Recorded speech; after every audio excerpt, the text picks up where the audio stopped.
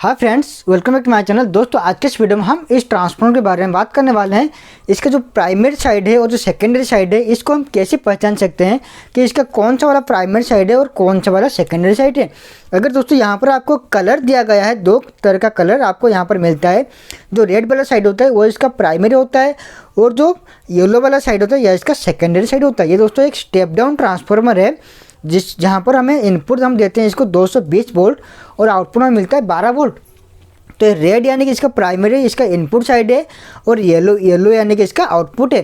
तो दोस्तों कहीं कहीं ट्रांसफार्मर ऐसे भी आता है जहाँ पर क्या होता है कि इसका जो दो तरह का जो वाइंडिंग होता है, इससे यहाँ पर ओयर आपको सेम मिल जाएगा। ठीक है, कभी कभी होता है आपको ओयर जो है यहाँ पर सेम मिल जाएगा। तो उस केस में आप कैसे पता लगा सकते हो कि कौन सा वाला प्राइमरी है, यानी कौन सा वाला इसका इनपुट है और कौन सा वाला इसका आउटपुट है। अगर दोस्तों यह आप नहीं जान सकते हो और अगर आपने गलती से भी आउटपुट साइड में अगर आपने इनपुट दे दिया तो जो ट्रांसफार्मर है ये जल जाएगा। तो दोस्तों आज के इस वीडियो में हम ये डिटेल्स में जानने वाले हैं कि हम कैसे पता लगा सकते हैं कि कौन सा वाला प्राइमरी और कौन सा वाला सेकेंडरी साइड है। ठीक है, तो दोस्तों आप इस वीडियो आखिर तक देखते रहिए। और दोस्तों अगर आप हमारे चैनल पर नए हो तो हमारे चैनल को सब्सक्राइब करना मत भूलिएगा। सब्सक्राइब का बटन आपको नीचे मिल जाएगा, रेड कलर का लिखा हुआ है, और पास वाले बेल आइकन को जरूर दबा देना। तो चलिए दोस्तों वीडियो शुरू करते हैं। दोस्तों ट्रांसफार्मर जो होता है बेसिकली कितना होता है कि दो तरह का होता है। ठीक है, एक होता है आपका स्टेप डाउन और एक होता है आपका स्टेप अप। ठीक है, एक होता है आपका स्टेप डाउन और एक होता है आपका स्टेप अप। ठीक है, दो तरह का बेसिकली ट्रांसफार्मर होता है। तो जो स्टेप डाउन ट्रांसफार्मर होता है ये क्या करता है आपका हाई वोल्टेज को, ठीक है, हाई वोल्टेज को ये क्या करता है लो वोल्टेज में ये आपका कन्वर्ट करता है। ठीक है, लेकिन दोस्तों जो कि स्टेप अप ट्रांसफार्मर होता है ये क्या करता है आपका लो वोल्टेज को ये क्या करता है हाई वोल्टेज में ये आपको कन्वर्ट करके देता है। ठीक है, तो बेसिकल दो तरह का ट्रांसफार्मर होता है, एक होता है कि स्टेप डाउन और एक होता है आपका स्टेप अप ट्रांसफार्मर। तो दोस्तों अगर हम वोल्टेज को इंक्रीज करना चाहते हैं, जो कि आपका इन्वर्टर का जो ट्रांसफार्मर होता है वो क्या करता है कि वोल्टेज को आपको इंक्रीज करके देता है। वहाँ पर आपको इनपुट होता है कितना 12 वोल्ट या फिर 24 वोल्ट का एसी इनपुट होता है और आपका आउटपुट कितना मिलता है 220 वोल्ट एसी। तो वहाँ पर क्या यूज होता है स्टेप अप ट्रांसफार्मर। ठीक है, जहाँ पर आपको वोल्टेज को डिक्रीज करना होता है तो वहाँ पर आपको क्या यूज़ करना होगा स्टेप डाउन का ट्रांसफार्मर। तो दोस्तों ट्रांसफार्मर जो है इसके अंदर क्या होता है दो तरह का वाइंडिंग होता है। ठीक है, एक होता है इसका प्राइमरी वाइंडिंग, ठीक है, और एक होता है इसका सेकेंडरी वाइंडिंग, और इसके बीच में क्या होता है कि कुछ कोर होता है। ठीक है, तो ये हो गया आपका प्राइमरी साइड और ये हो गया आपका सेकेंडरी साइड। जो इसका इनपुट साइड जो भी होता है, इनपुट साइड को हम बोलते हैं प्राइमरी साइड और आउटपुट साइड को हम बोलते हैं क्या सेकेंडरी साइड। ठीक है, तो दोस्तों ये जो ट्रांसफार्मर है ये आपका स्टेप डाउन ट्रांसफार्मर है। तो स्टेप डाउन ट्रांसफार्मर क्या होता है कि आपका जो प्राइमरी साइड यानी कि जो इनपुट साइड है यहाँ पर दोस्तों नंबर ऑफ टर्न्स जो कि वाइंडिंग होता है वो बहुत ही ज़्यादा होता है, और स्टेप डाउन का जो ट्रांसफार्मर होता है इसका जो सेकेंडरी साइड में जो नंबर ऑफ टर्न्स होता है वो कम होता है। ठीक है, तो दोस्तों ट्रांसफार्मर के अंदर बेसिकली दो तरह का वाइंडिंग होता है, जिससे आपका मोटर के अंदर वाइंडिंग होता है उसी तरह दोस्तों ट्रांसफार्मर के अंदर की भी वाइंडिंग होता है, जिससे हम एक को बोलते हैं प्राइमरी वाइंडिंग और एक बोलते हैं हम सेकेंडरी वाइंडिंग। तो दोस्तों इन दोनों के अंदर इलेक्ट्रिकली कोई भी कनेक्शन नहीं रहता है, इस दोनों के अंदर सिर्फ मैग्नेटिकली कनेक्शन रहता है। और जो ट्रांसफार्मर होता है ये म्यूचुअल इंडक्शन के ऊपर वर्क करता है।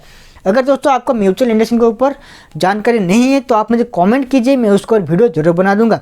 ठीक है, तो ये तो हो गया हमारा स्टेप डाउन ट्रांसफार्मर। तो चलिए अभी हम देखते हैं स्टेप अप ट्रांसफार्मर कैसा होता है। ठीक है, तो इसका क्या होगा उल्टा होगा।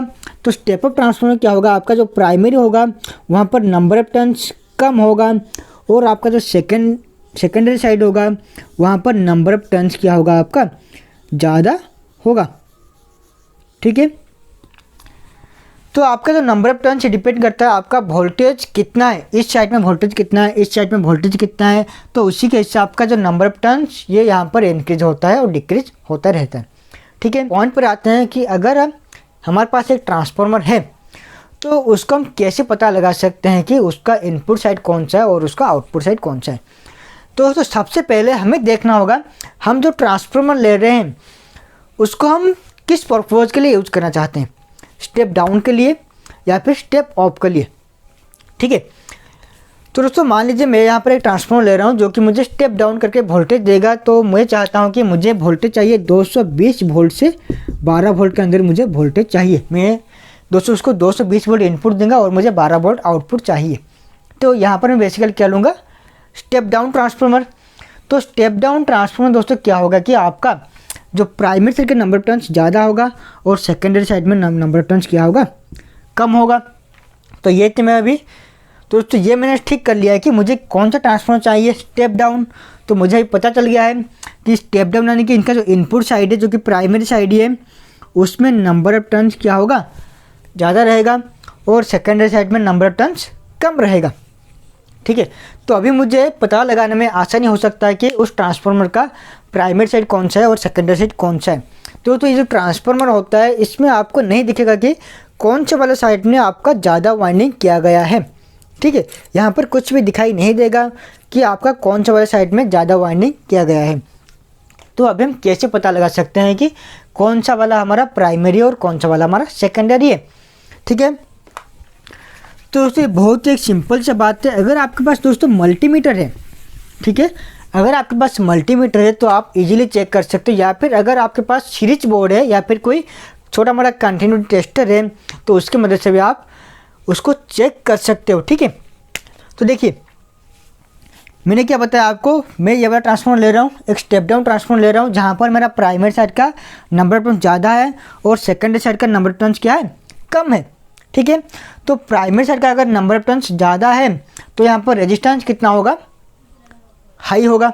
ठीक है, तो प्राइमरी साइड का जो रेजिस्टेंस है वो कितना होगा, यहाँ पर हाई होगा, क्योंकि दोस्तों जहाँ पर नंबर ऑफ टर्न ज़्यादा होता है वहाँ पर रेजिस्टेंस ज़्यादा होता है। क्योंकि दोस्तों यहाँ पर जो कॉइल है वो इस तरह से जा रहा है, तो यहाँ पर ये राउंड होते हुए तो जा रहा है, तो यहाँ पर नंबर ऑफ टर्न ज़्यादा है यानी कि राउंड ज़्यादा है।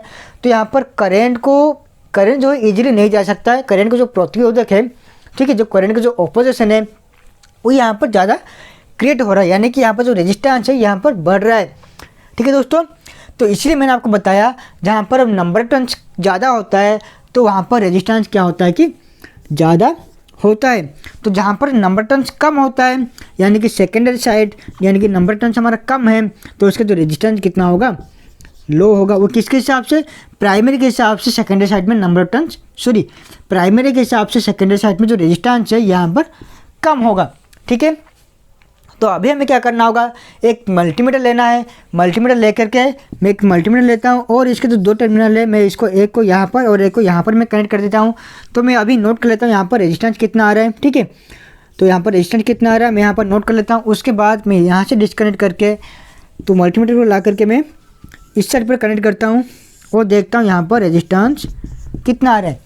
ठीक है, तो अभी हमें देखना होगा कौन सा वाला साइड में रेजिस्टेंस हमें ज़्यादा मिल रहा है। तो जहाँ पर रेजिस्टेंस ज़्यादा मिल रहा है वो है हमारा प्राइमरी साइड और जहाँ पर रेजिस्टेंस कम आ रहा है वो है हमारा सेकेंडरी। दोस्तों ये तो गया हमारा मल्टीमीटर के तरीके से हम कैसे पता लगा सकते हैं कि प्राइमरी कौन सा है और सेकेंडरी कौन सा है। तो दोस्तों अभी हम बात करते हैं कि सीरीज टेस्टिंग बोर्ड के हिसाब से हम कैसे पता लगा सकते हैं कौन सा हमारा प्राइमरी है कौन सा हमारा सेकेंडरी है। तो दोस्तों अगर आपके पास सीरीज बोर्ड है तो बहुत ही बढ़िया बात है। अगर आपके पास सीरीज बोर्ड नहीं है तो दोस्तों आप सिंपल सा एक लैंप ले लीजिए जो कि 100 वाट का लैंप दोस्तों बहुत दिन पहले हम घर पर यूज करते थे। अभी वो मार्केट में मिल रहा है लेकिन बहुत ही कम मिलता है। ठीक है, जो 100 वाट का बल्ब होता है दोस्तों वो बल्ब एक ले लीजिए। ठीक है, ये एक बल्ब का एक सिंबल है। तो आपको क्या करना होगा, बल्ब के एक टर्मिनल को आपको सप्लाई दे देना है और जो दूसरा टर्मिनल है आपका ये आपको छोड़ देना है। ठीक है, तो यहाँ पर मैं दे रहा हूँ L, यहाँ पर मैं दे रहा हूँ N। तो N को मैं ला करके इस वाले टर्मिनल पर कनेक्ट कर लेता हूँ। ठीक है, और बल्ब का जो और एक टर्मिनल है इसको मैं ला करके यहाँ पर कनेक्ट करता हूँ। तो देखता हूँ बल्ब मेरा किस हिसाब से यहाँ पर ग्लो कर रहा है, ज़्यादा ब्राइट ग्लो कर रहा है या फिर कम ब्राइट ग्लो कर रहा है। ठीक है, तो मैं ये याद कर लेता हूँ मेरा जो बल्ब है ये किस हिसाब से यहाँ पर ग्लो कर रहा है। ठीक है, और अभी मुझे क्या करना होगा, यहाँ से मुझे इसको डिस्कनेक्ट कर लेना है और अभी मुझे इसको ला करके सेकेंडरी साइड में कनेक्ट करना है और इसको ला करके मुझे वही सेकेंडरी साइड में कनेक्ट करना है। तो अभी मैं देखता हूँ यहाँ पर जो बल्ब है ये कितने ज़ोर से यहाँ पर ग्लो कर रहा है। ठीक है दोस्तों यहाँ पर क्या होगा, जो प्राइमरी साइड में मैंने आपको बताया था रेजिस्टेंस जो है कितना होगा, हाई होगा। तो उसके हिसाब से अगर रेजिस्टेंस यहाँ पर हाई है तो यहाँ पर करंट फ्लो जो है यहाँ पर कम हो जाएगा। दोस्तों अगर यहाँ पर करंट कम हो रहा है तो जो लैंप का जो ब्राइटनेस है यहाँ पर क्या होगा, आपका डिक्रीज हो जाएगा। ठीक है, यानी कि यहाँ पर डिम ग्लो होगा। ठीक है दोस्तों, और सेकेंडरी साइड में लाइट जो है फुल ब्राइट में ग्लो करेगा, क्योंकि दोस्तों यहाँ पर रेजिस्टेंस जो है बहुत ही कम होता है। तो इसी के हिसाब से आप टेस्ट कर सकते हो कि कौन सा वाला प्राइमरी है और कौन सा वाला आपका सेकेंडरी है।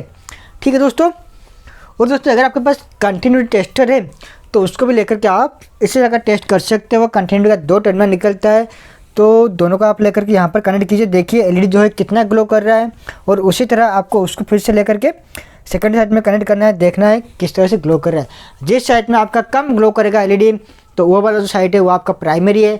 जहाँ पर आपका ज़्यादा ज़ोर से ग्लो करेगा वो वाला साइड जो है आपका सेकेंडरी है। तो दोस्तों इसी तरह से आप इजीली एक ट्रांसफार्मर का प्राइमरी और सेकेंडरी आप इजीली आप जान सकते हो। तो सबसे पहले आपको देखना होगा उस ट्रांसफार्मर को आप किस तरह से यूज करना चाहते हो, स्टेप अप या फिर स्टेप डाउन। और दोस्तों एक बात का हमेशा याद रखिएगा, आप कोई भी एक ट्रांसफार्मर का आप स्टेप अप या फिर स्टेप डाउन उसको यूज कर सकते हो। अगर दोस्तों आपके पास स्टेप डाउन का एक ट्रांसफार्मर है, स्टेप डाउन का ट्रांसफार्मर है, तो इससे आप स्टेप अप की तरह भी यूज कर सकते हो। ठीक है, और अगर आपके पास स्टेप अप का ट्रांसफार्मर है तो आप उसे भी स्टेप डाउन की तरह यूज कर सकते हो। ट्रांसफार्मर के ऊपर लिखा नहीं होता है कि स्टेप डाउन है या फिर स्टेप अप है, ये डिपेंड करता है आप उसे किस तरह से यूज करना चाहते हो। ठीक है दोस्तों, तो आपको समझ में आ गया होगा आप ट्रांसफार्मर का जो वाइंडिंग है कैसे पता लगा सकते हैं कौन सा वाला प्राइमरी है और कौन सा वाला सेकेंडरी है। अगर आपको कोई डाउट रह गया हो तो आप मुझे कमेंट करके नीचे कमेंट बॉक्स पर पूछ सकते हैं, मैं आपको वहाँ पर सलूशन बता दूंगा दोस्तों। ठीक है दोस्तों, अगर आपके मन में कोई डाउट है, कोई क्वेश्चन है, तो आप मुझे कमेंट कीजिए, मैं उसको वीडियो जरूर बनाऊंगा दोस्तों। आज के लिए बस इतना ही, अब फिर मिलते हैं अपने नए वीडियो में कुछ नए ज्ञान के साथ।